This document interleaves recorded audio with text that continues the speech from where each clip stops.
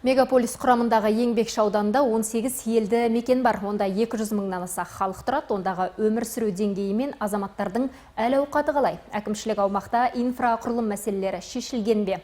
Тұрғындардың қандай талап тілегі бар? Осы және өзге де сауалдарға жауап алу үшін әкімдік жанынан құрылған ведомствоаралық жұмыс тобы Қаратөбе тұрғын алабында қоғамдық қабылдау өткізді.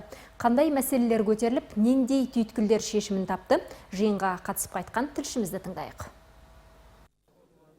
Икрамжан Ергешев Абдулабад елді мекенінің ауыл биі. Айтуынша, ішкі көшелердің жарық шамдары күйген, кеш бата қалса, ауылда қара түнек басады дейді. Светтер, освещениелеріміз ішкі көшелер жанбайды, лампочкалар өшіп қалып жатыр, жанып жатыр. Күйгенлерге кім қарайды? Міне азыр айттым, жазып алды ана кісі. Шағымданушыны аудан әкімнің орынбасары жеке қабылдап, талап тілегіне құлақ түрді. Сөзінше, аудан көшелеріне жарық шамдар орнатылған, тек трансформаторлардан ақау шығып, кейбір шамдар күйіп кеткен. Трансформаторлар мысалы ауыртпашылық көтермейді. Бір трансформатор кішкене 2 километр ұзақтықта орналасқан.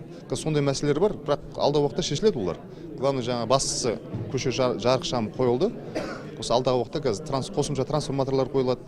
Райымқұл Мавланқұлов Юсупов көшесінің биі. Ол Қаратөбе тұрғын алабында қаңғыбас иттердің көбейгенін айтады. Әсіресе балалардың жайына алаңдайды, құтырған иттер қауып алып, ауру жұқтырама деп қорқады.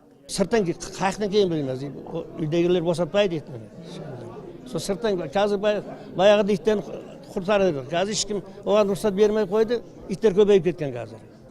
Азамат Пармановтың сөзінше, бұралқы иттер мәселесі аудан тұрғындары жиі көтеретін түйткілдер қатарында. Бүгінде проблеманың шешу жолдары қарастырылуда. Аулаушы бригадаларды да көбейтіп жатырмыз дейді ол.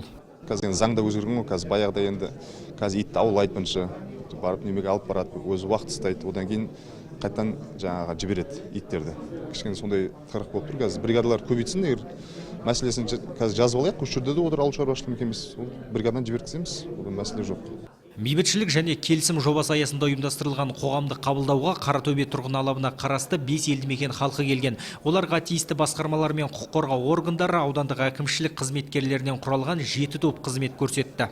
Негізгі мақсат мынау шалғай жатқан елді мекендердегі тұрғындардың түрлі мәселелеріне байланысты жаңағыдай жазып алып, оны шешу мәселесінде ақылдасқан түрде осы тұрғындарды ар жаққа жібермей, осы халықтың ортасына келіп мәселелерін тыңдау.